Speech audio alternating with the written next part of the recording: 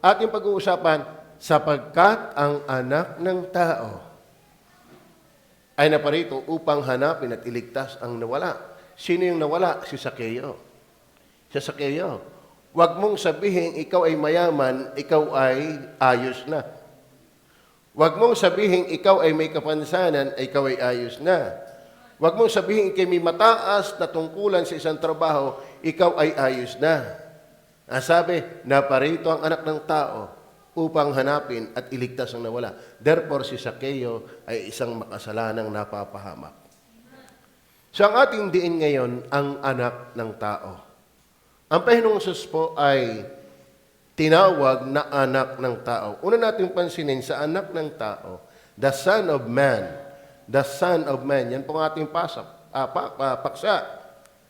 The Son of Man. Una, meaning. Meaning. Ano ba ibig sabihin ng the Son of Man? Babasahin ko po sa inyo. Ang titulo na Son of Man ay ginamit ng Panginoong Hesus patungkol sa kanyang sarili. Ito'y lagi niyang ginagamit na termino sa halip na yung I, or me, o ako. Sa buong Old Testament, lalo na sa aklat ng Ezekiel, mga kapatid, ay palaging ginagamit, ini-address, tinutukoy kay Ezekiel yung salitang Son of Man. Son of Man. Halimbawa, ikaw, anak ng tao, maghula ka. Anak ng tao. Si Propeta Daniel ay nakakita ng isang pangitain tungkol sa anak ng tao na dumarating sa ulap na bumabasi o tumutukoy sa naalala po sa pagdarating ng Misaya. So yung Son of Man, mga kapatid, ito ay kalimitang ginagamit kay Jesus kasi ito yung paborito niyang pangalan kasi talaga siya nagpakababa. Mas maraming binanggit sa Bible yung Son of Man kaysa Son of God. Pareho niyang titulo yan, pero ang favorite niyang gamitin dahil siya hindi nagmamalaki ng kanyang sarili. Bagaman siya Diyos, pero siya'y tao din. Nagkatawan tao nga siya eh. Kaya siya'y Son of God and at the same time, Son of Man. Pero yung frequent, yung laging ginagamit ni Kristong titulo niya ay Son of Man. Kay Pablo naman, ang paborito niyang titulo ay Servant of God. Alam niyo po, mga taong talagang mababa, mapagpakumbaba, ang ehemplo niya na yung Panginoong Hesus. Hindi na sinasabi lagi, bagaman siya King of Kings and Lord of Lords and God of Gods, pero lagi ang pag-i-introduce niya sa kanyang sarili, Son of Man. Ibig sabihin, ako'y tao. Amen? Tayo kataliwasan sa Panginoon. Hindi niyo ba ako kilala? Ako yung ex-mayor, ex nga eh. No? Hindi niyo ba kilala ako? Ako yung nagbigti. The prophet Daniel saw a vision of a Son of Man coming with the clouds, which is a reference to the coming Messiah. So, yun palang Son of Man, bukod sa ito titulo ng Panginoong Hesus na kung saan favorite niyang gamitin dahil siya ay nagpakababa. Diga? Bagaman siya ay nasaan yung Diyos, ay di niya minarapat panangnan ang pagkapantay niya sa Diyos, bagkos ay hinubad niya ito at nag-anyong tao. Alipin. At nung siya'y masumpungan sa anyong tao, siya'y nagpakababa at naging masunurin, oo hanggang sa kamatayan, doon sa krus. Kasi sa Bible, ang itinataas ay yung mapagpakumbaba. Ang dinadakila ay yung mapagpakumbaba. Kaya sabi ng Bible sa Isaiah 57:15, sa Diyos na mataas at banal ay kasama na rin nila na may mapagsisising kalooban at mapagpakumbabang kalooban. Ano ba? Para ikaw ay makasama ng Diyos, may taas ng Diyos, dapat ang kita mo lagi sa iyo, ikaw ay mababa. Ano? Dahil yan si Kristo eh. Kaya siya pinadakila ng Ama dahil siya sumubsob sa Ama. Okay, tuloy pa natin yung paliwanag tungkol dyan sa sa pagiging tao ni Kristo. Ang Panginoong Jesus ay gayon din na sinabing Son of Man. Kaya na siya'y babalik muli isang araw. Siya yung pinapakilala ni Daniel na Son of Man na darating sa paunang paghuhula, pagpapahaliwanag, pagpapahayag kay Kristo. Yun pala ang tinutukoy ay Son of Man, ay si Jesus Christ.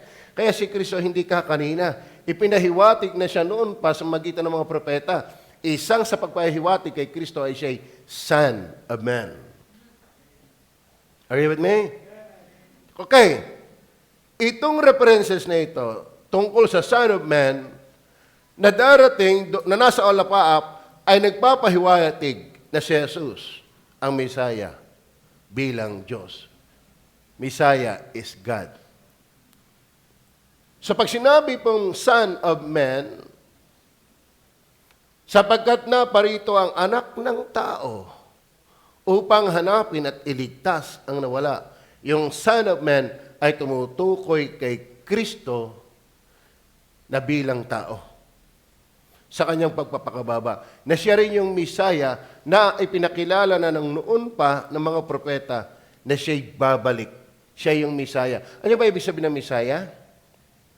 Anointed as prophet, priest, and king. Kaya kung pag-aaralan niyo po, sabi ng Diyos kay Moises, ako'y magbabangon ng isang propetang katulad mo. Siya ang inyong papakinggan.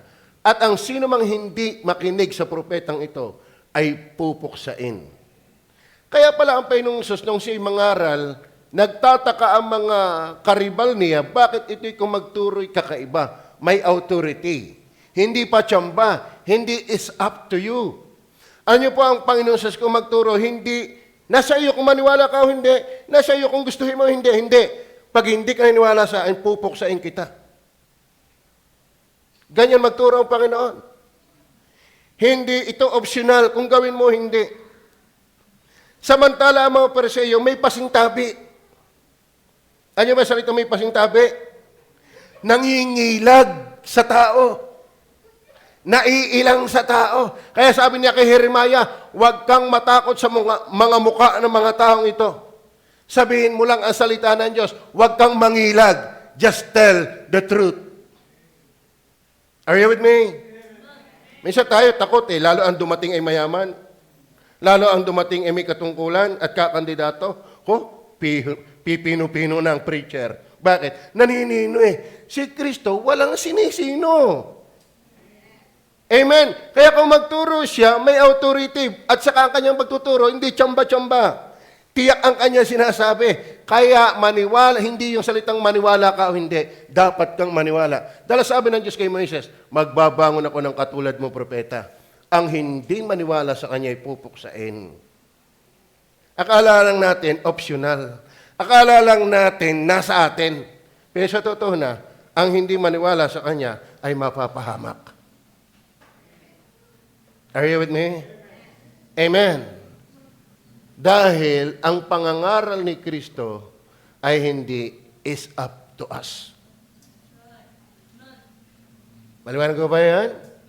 Siya yung priest and at the same time, siya yung king. At ang kanyang pagiging king ay king of kings. So yan ang Son of Man. Son of Man. Ano ho? Si Kristo ay Son of Man. Okay, nakuha natin yung meaning. Number 2, yung mission. May mission. Kasi sabi na, balik tayo sa verse 10. Tinan nyo ha? Are you with me? May mission ang Son of Man. Hindi si Kristo ay nagpakababa para wala lang. Are you with me?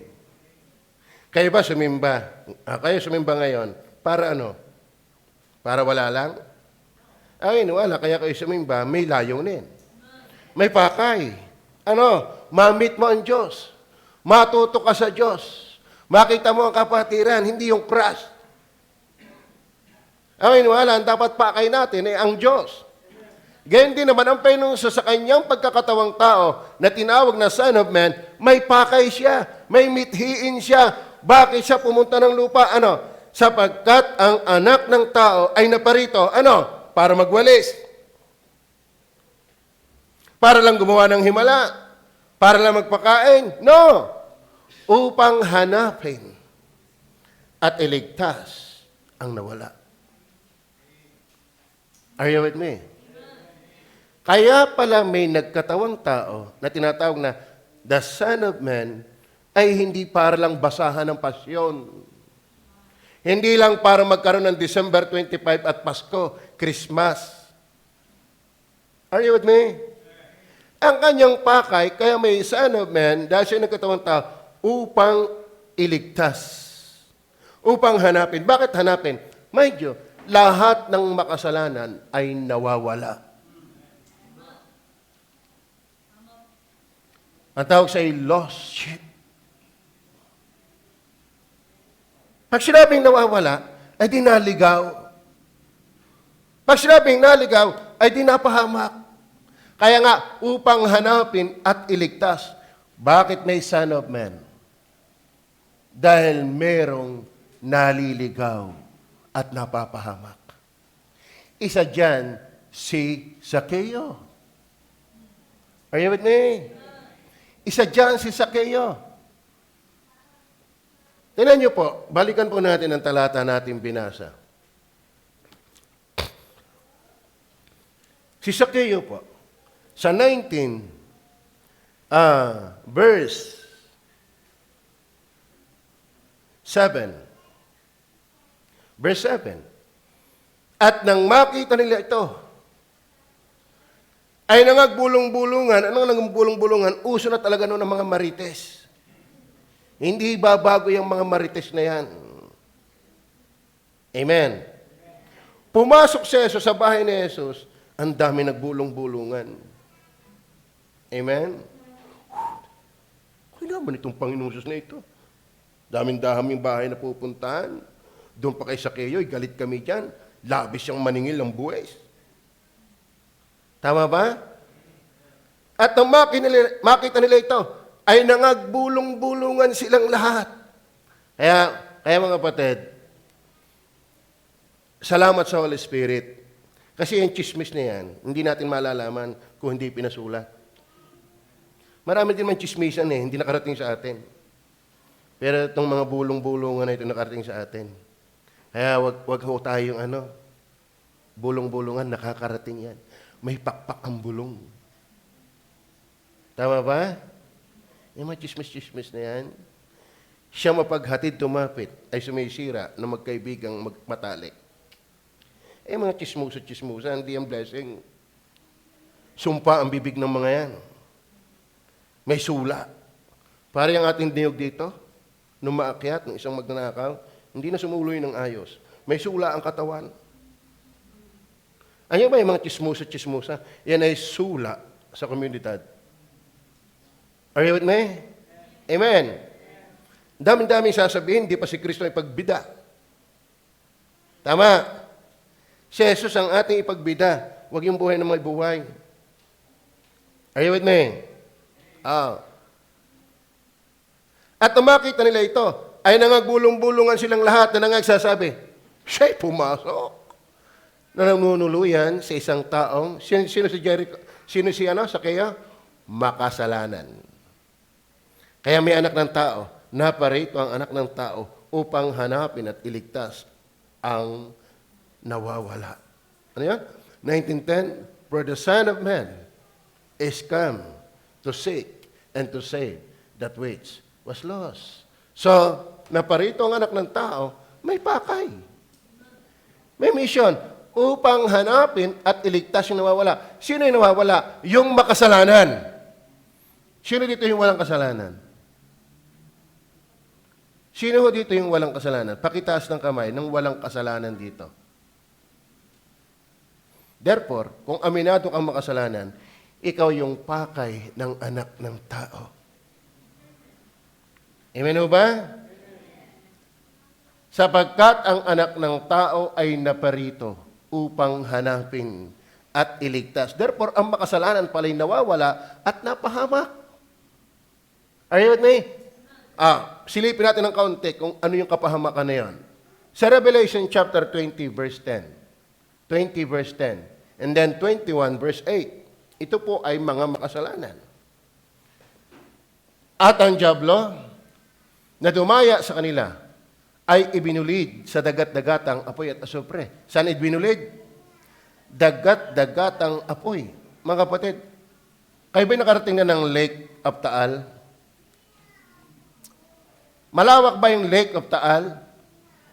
Pero ang maganda doon, lake na tubig. Pero just imagine, lake of fire. Lawa ng apoy. Kaya mga kapatid, kung ikaw ay ligtas na, may maglingkod, magpasalamat. Kasi doon tayo papunta. At doon sa lawa ng apoy, nandun yung uod na hindi namamatay. At ako'y nagtanong kay Pastor Hernandez, na ako'y nasa Bible School pa, sabi ko, Pastor Hernandez, bakit ang lake of fire ay madilim, ay apoy? Di ba't dapat maliwanag ang impyerno? Dahil may lake of fire. Pero sabi ni Pastor Hernandez sa akin, hindi ko malilimutan. Alam mo, Brother Eloy, sa pag-aaral, ang pinakamainit na apoy ay kulay itim. Mayroon palang itim na apoy. At alam niyo ba, merong uod na hindi sadya namamatay? Yung mga pumunta dyan sa may Bulkan Taal, may mga siwang dyan na nagkukuluan. Ilagay mo ang itlog, pati balat ay sunog. Pero makakakita kayo ng uod dyan ng mga buhay. Mga uhod na buhay. Kahit sa nakulong apoy. Alam niyo ba mga kapatid, hindi ko alam kung ito'y paninira. Pero pwedeng totoo din. Isa sa pagka-discover kung bakit daw may brain tumor. Nagtataka daw ang mga doktor, bakit nagkakaroon ng cancer sa brain? Saan gagaling yung mga ano yun? Parang uod. Isa sa kanilang pinag-iisipang dahilan. Ito'y nasa inyo kung maniwala o hindi. Ito yung kanilang discovery, dinadaan sa malaking telescope.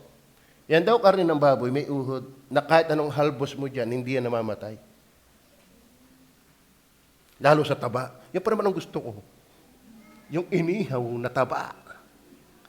Pag ako'y mangangain, ako'y nauumay sa laman. Mas ganada ako pag taba. Pero naandyan daw yung maraming nag-body language.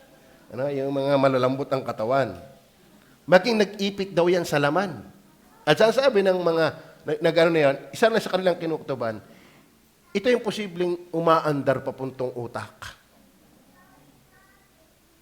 Sabi naman ng iba, para sirain ang yung mga nagtitinda ng baboy. Ano't ano pa man, ang punto, may uod na hindi namamatay.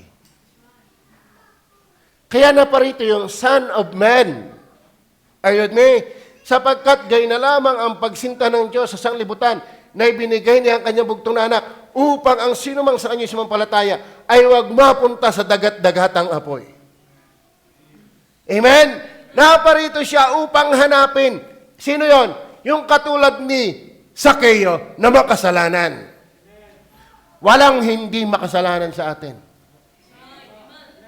Gaya na susulat, walang matuwid, wala kahit isa. Sapagkat ang lahat ay nangagkasala nga at hindi nangakabot sa kaluwalhatian ng Diyos. Kaya si Jesus ay naparito upang ikaw, ako, tayong lahat na makasalanan ay maligtas. Amen. Umimin ka, hindi ka makatulog. Amen. At ang diablo na dumaya sa kanila ay binulid sa dagat-dagatang apoy at asupre. Na kinaroroonan din naman ng hayop at ng bulaang propeta. Kalaan niyo pa yung antikristo na ando sa impyerno. Andun yung bulaang propeta. At sila pahihirapan, araw at gabi. Noong ako'y bata pa, kami pa sikatan. Alam niyo ba noon ang usong ilaw, hindi hindi ganyan. Lalo sa bukid, ang uso doon ay lampara o gasera. Alam niyo ba yung gasera? Kaya paggising mo umaga, puro ink ang iyong butas ng ilong, puro ink. Sino nakaranas noon? Yung puro ink ang ilong. Alam nyo din pala, no? At saka mukhang patay ka, bakit ang dilim-dilim ng iyong garne? Kaya pag ikay lumabas ng gabi, mapapagkamalak ang ghost. Bakit? Sa nakaranas siya, makaka-relate sa akin. At kami pasikatan, yung gasera, Kuya Boy, dahil yung idadaan mo yung kamay sa apoy, ako pag dumaan, ang bilis. Pero meron talagang pasikat, idinadaan, ang tagal sa apoy. Sabay kayada. Hindi ka makakatagal sa apoy ng gasera. Imagine, light of fire. Sa isang gasera laang, hindi mo kayang itagal ang iyong daliri. Gasira lang yan. Pero ang iyong buhay, ang iyong kalwa, ang iyong katawan, at ang iyong espiritu ay ibubulid sa dagat-dagatang apoy. Yung aking dulong daliri, kaunti lang, hindi ako makipagsabayan. Bakit? Talagang mapapasok ako eh. Sila sa pasikat, pinatatagal. Pero yung kaunti lang sa akin, ang sakit na eh. Eh lalo kayo, ang sabi doon, pahihirapan araw at gabi, kailanman. Yung nagyayabang, itinitigil sa po yung dulong daliri. Ay, ewan ko, kung ano yabang mo dyan. Hindi daliri ang lalagay dyan. Buong pagkatao mo. At gano'ng katagal? Pahihirapan. Ang impyerno ay hindi lugar ng tawanan. Ang impyerno ay hindi lugar ng jokes, ng dancing. Yan po'y lugar ng pagtangis at pagngangalit ng mga ngipin. Kaya nga yung mayaman sumigaw, Amang Abraham, maawa ka sa akin. Nasuguin mo si Lazaro, na itubog man lamang ang dulo ng kanyang daliri upang ako'y maibsan kahit paano sa matinding hirap. Sapoy, Hades pa lang yon. Ito lake of fire. Bakit may Son of Man? Bakit may Son of Man? May mission siya upang hanapin at iligtas ang nawala. Sino yung hanapin at iligtas na wala? Yung si Zacchaeus makasalanan. Tanong ko, si Zacchaeus lang ba makasalanan? Eh, ikaw nakaupo dyan, makasalanan ka rin. Hindi ito joke. Walang joke na salita si Kristo. Nung sabihin ni Kristo, magkaroon ng tubig. Tanong, umiinom ka ba ng tubig? Joke ba ang tubig? Magkaroon ng liwanag. Ang tanong, joke ba ang liwanag? Kaya kung sinabi ni Jesus, may impyerno, hindi ang joke. Bakit? Hindi rin joke ang kasalanan. Naiintindihan niyo ba yun? Naiintindihan niyo ba yun? Maraming tao walang kamalay-malay. Hindi nila alam. Tapos pagka namatay, sasabihin pa, rest in peace sa iyo, daddy.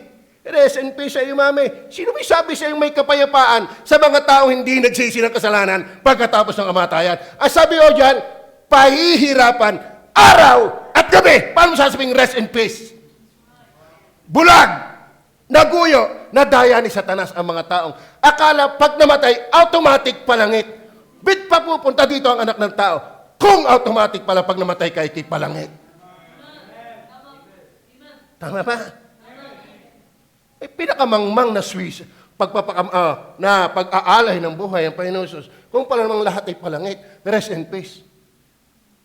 Pero magbasa kayo, minsan nakikita ko sa Facebook, pag may kandilang apoy at itim, di ka ibig sabihin niya may namatay? Tapos ang puro mga quotation, mga quotes, mga messages doon, rest in peace sa iyo, rest in peace sa iyo, rest in peace sa iyo.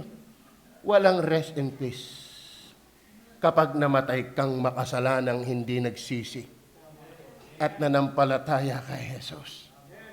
May dating pa ba ito sa iyo? Kaya magpasalamat ka kung ikaw ay ligtas. Ikaw ang may rest in peace. Kaya nga, payapang-payapa ka na eh. Pakikinig pa lang, namapayapa ka na. Sumubrang iyong kapayapaan. Are you with me? Tingnan niyo po ha. At sila'y pahihirapan.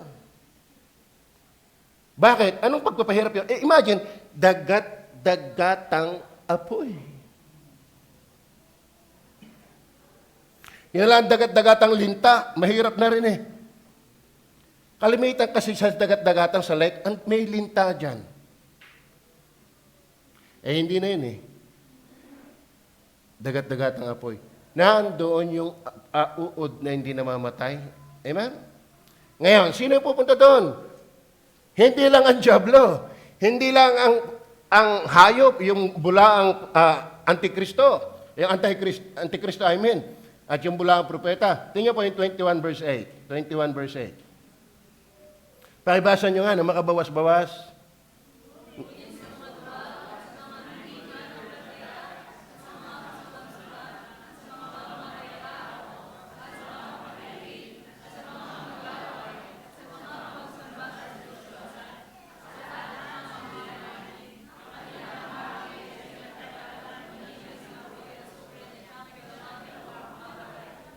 Saan daw pupunta ang hindi mananampalataya? Saan daw pupunta mga kasuklam-suklam? Saan daw pupunta ang mga mamamatay tao? Saan daw pupunta ang mga mapakiapid? Saan daw pupunta ang mga manggagaway? Albularyo yan. Saan daw pupunta ang mga albularyo? At saan daw pupunta ang mga pagsamba sa Diyos-Diyosan? At saan daw pupunta ang mga sinungaling? Sino dito ang hindi nagsinungaling? Bakit na parito ang anak ng tao? The Son of Man. Not only yung meaning, may mission. Dahil lahat ng makasalanan, saan ang punta? Saan ang punta? Basahin din natin ang 1 Corinthians chapter 6, verse 9 and 10. 1 Corinthians chapter 6, verse 9 and 10. Pakibasa.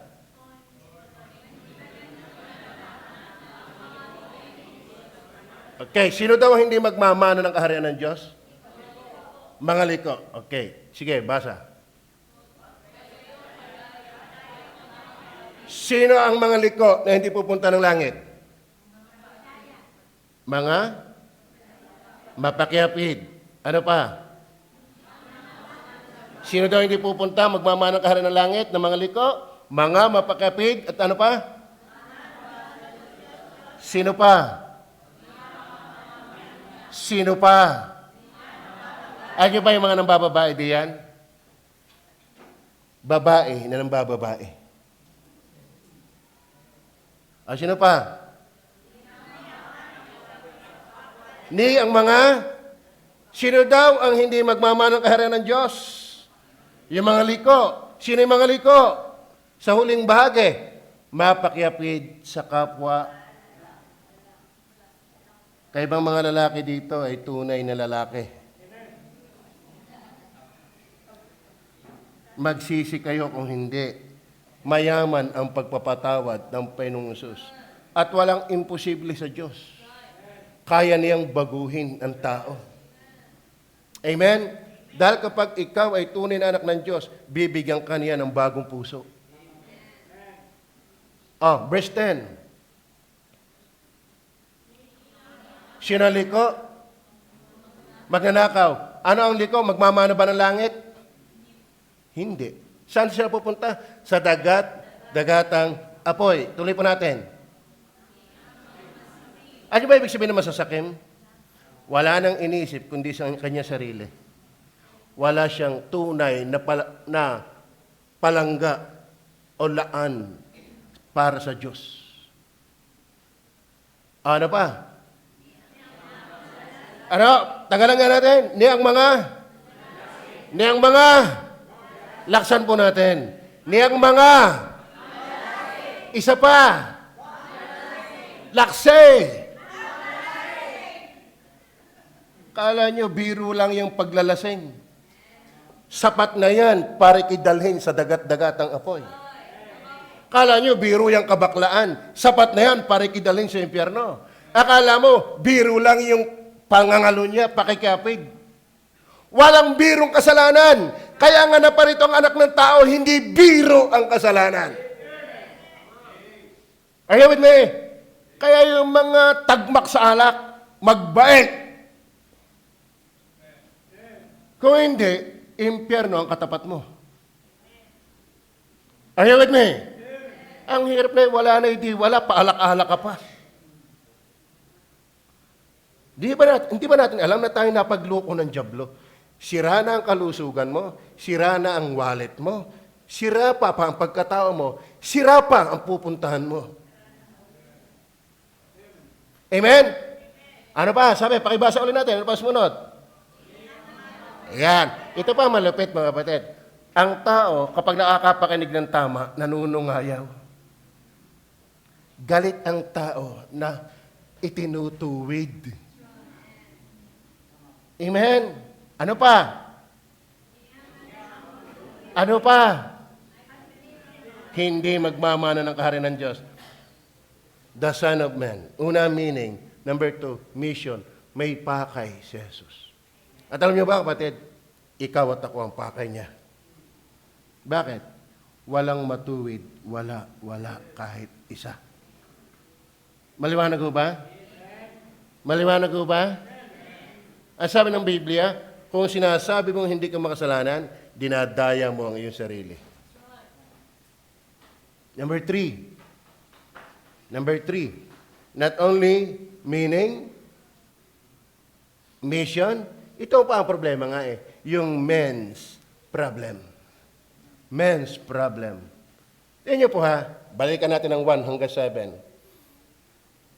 Bagaman halos nabanggit ko na rin. Bakit na parito ang anak ng tao? Ano meaning? Yung mission. Bakit may mission siya? Dahil nga ang tao ay makasalanan. Okay. Halos napasadahan ko naman. Number 4 na po tayo. Number 4 na tayo. Ang maganda sa Son of Man, may kapangyarihan siya. Kaya niyang magbago. Amen? Kaya't kung ang sino man ay na kay Kristo, siya ay bagong nilalang. Kayo ba'y binago niya? Tingnan niyo po ang nangyari sa makasalanang Sakeo. Verse 8 hanggang 10. Tingnan niyo po. At si Sakeo ay nagtindig. At sinabi sa Panginoon, narito, Panginoon, ang kalahati ng aking mga pag-aari ay ibinibigay ko sa mga dukha.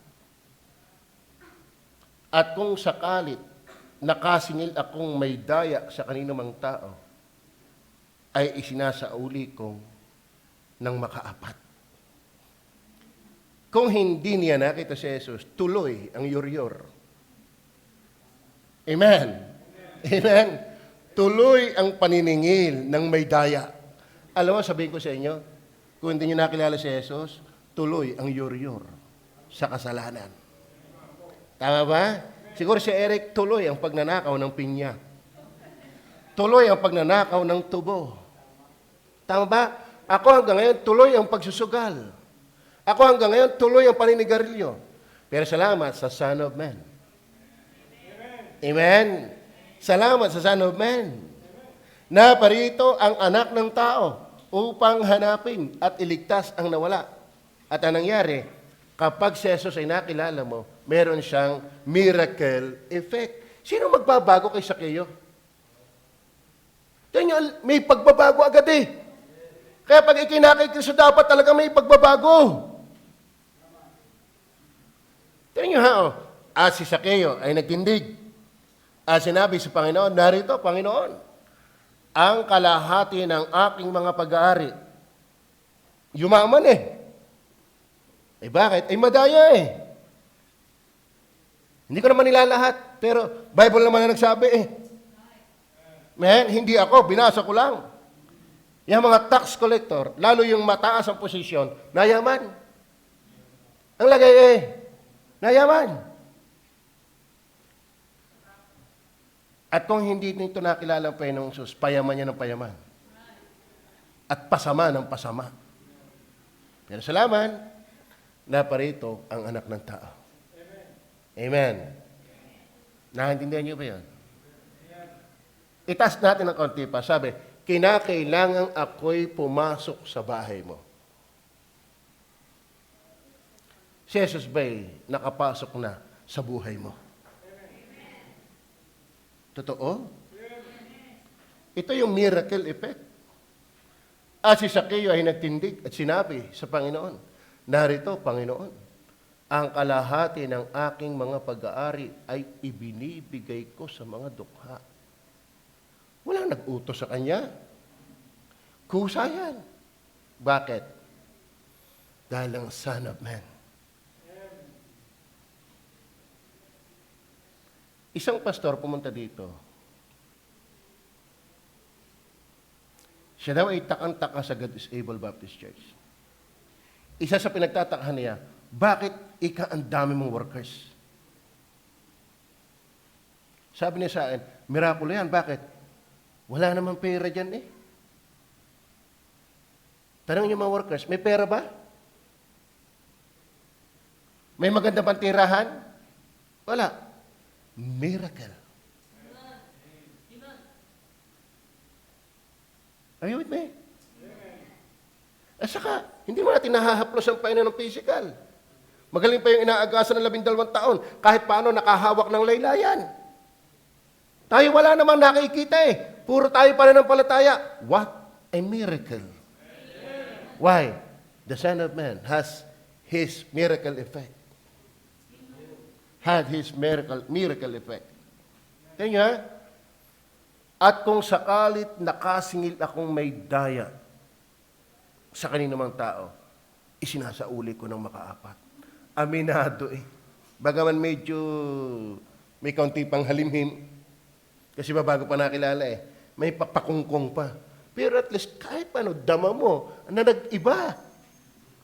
Amen? Kayo ba'y dama rin ng taong talagang nag-iba? Amen. Yan ay reality.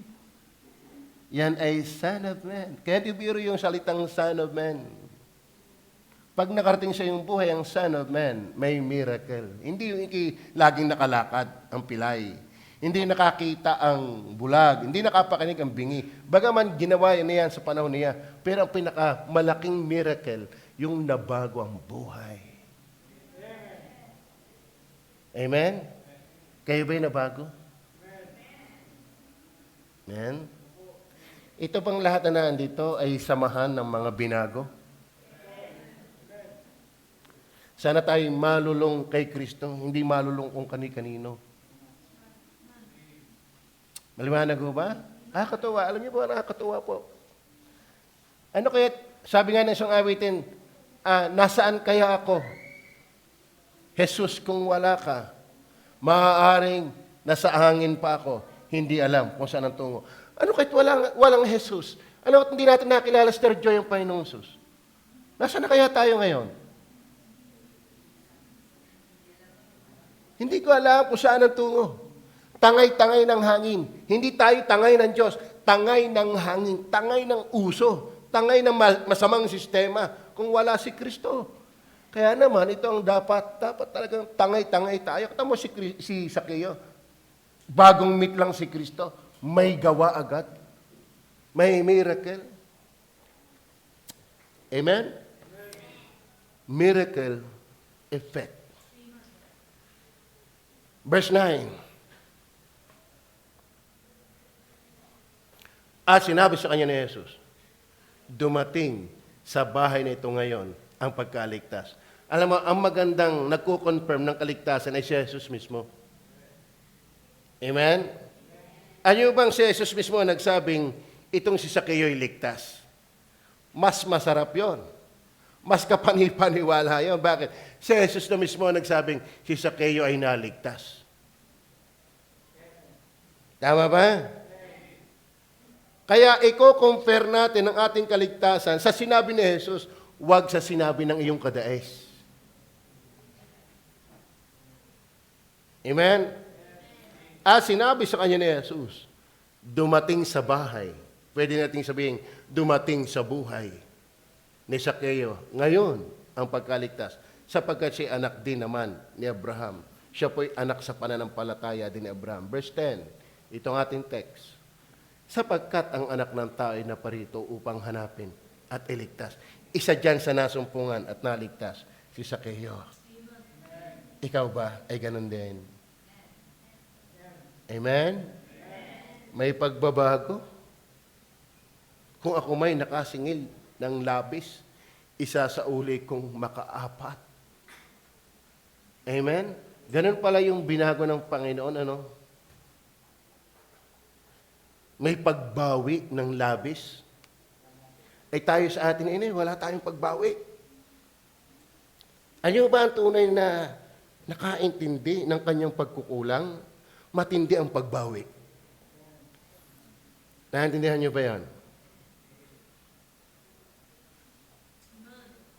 Kapag ikaw ay nakaintindi ng iyong napakalaking pagkukulang, dapat ikaw din naman ay makakita ng malaking pagbawi. Ang iba'y lumubog na sa utang. Ayaw bumawi. Hindi natin kayang bayaran ng Panginoon, pero yung patuloy na lumalago sa Panginoon ay malaking bagay. Amen? Ilang linggo ang isang taon? Ilang linggo? 52. Ilang linggong wala ka?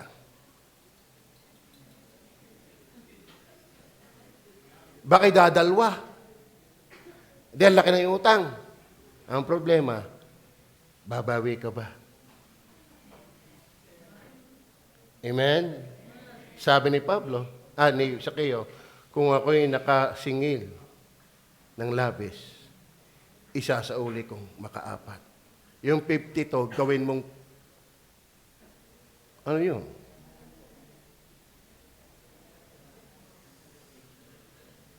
Ang punto, may epekto. Amen.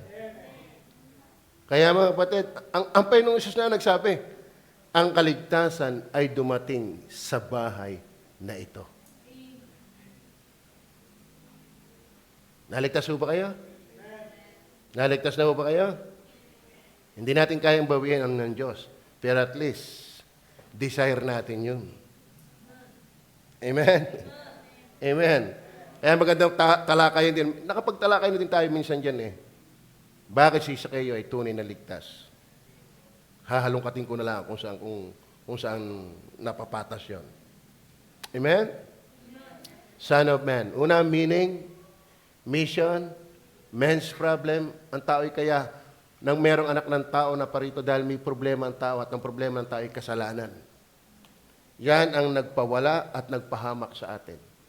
Kaya naman, may miracle effect kapag si Kristo ay namit.